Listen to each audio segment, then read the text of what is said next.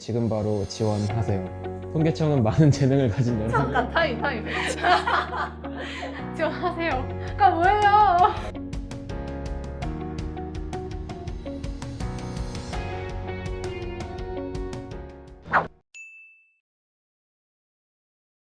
저는 사실 자소서를 쓰고 제가 떨어질 거라고 예상을 한 다음에 바로 부산으로 내려가 있었어요. 근데 면접 전날 저녁에 통계청 블로그에서 제 합격 소식을 확인하고 급하게 부랴부랴 밤기차를 타고 올라왔던 기억이 있습니다.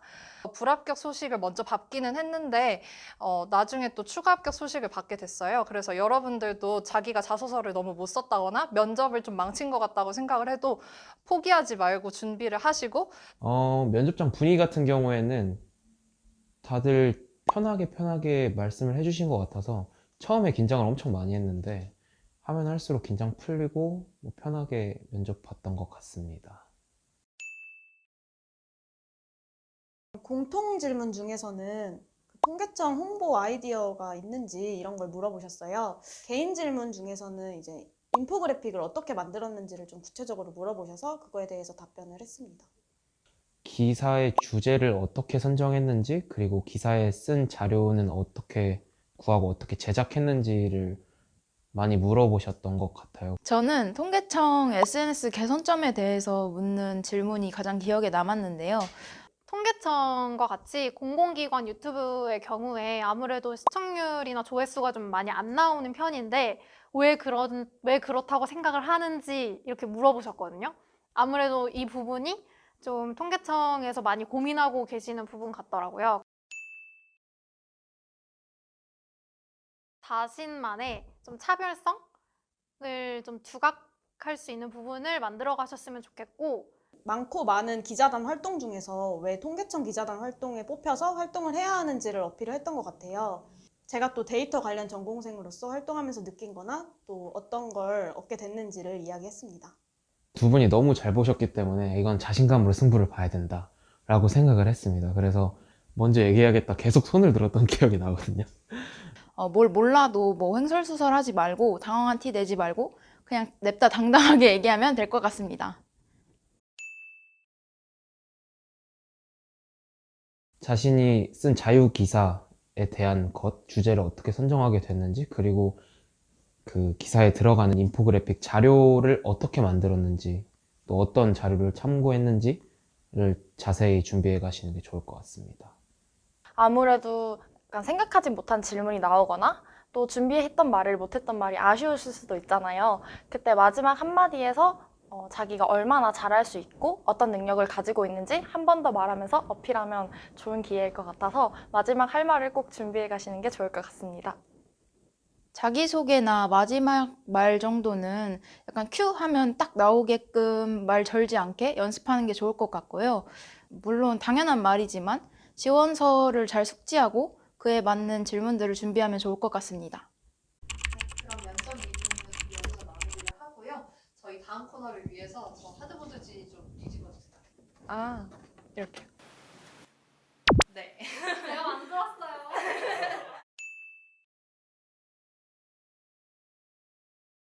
I보다는 E형이 더 좋을 것 같고 또 P형보다는 J형이 더 좋지 않을까 생각을 해요.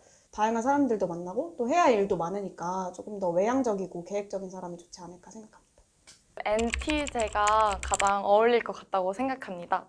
N이 직관력이 있는 성향이라 아마 기발한 아이디어를 많이 낼 것 같고 T가 왜? 라는 의문을 많이 갖는다고 알고 있는데 그런 부분들이 기사를 쓸 때 왜? 라는 그 의문점으로 더 기사를 잘 쓸 수 있을 것 같아서 T를 선택했고 솔직히 J는 약간 P의 성향을 갖고 있는 J가 좋을 것 같아서 ENTJ를 선택하였습니다.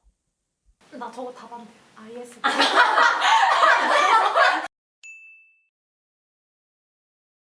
저는 ISFJ, IFJ라고 많이 하죠.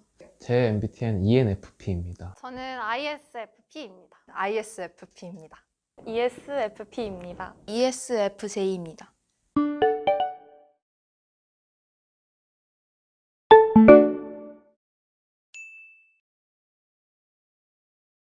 저는 통계청 기자단으로서 갖추면 좋을 능력으로 공감 능력을 골랐습니다.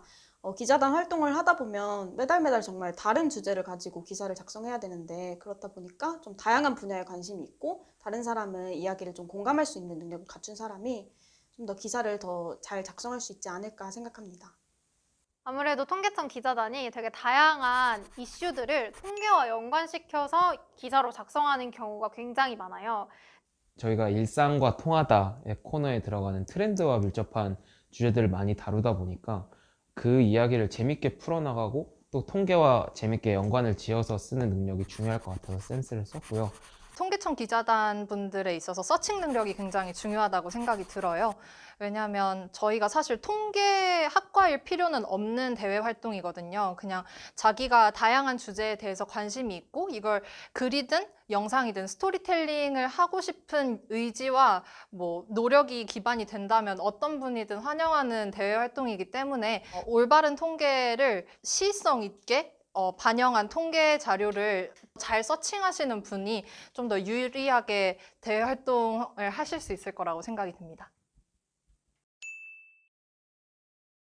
통계청 기자단을 통해서는 두 개의 미를 얻을 수 있다고 생각하는데요. 재미와 의미입니다.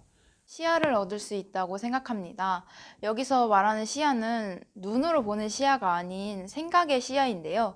어떤 주제를 가지고 여러 방면으로 생각하고 공신력을 갖게끔 기사를 쓰기 위해서 정말 많은 노력을 기울였던 것 같은데요.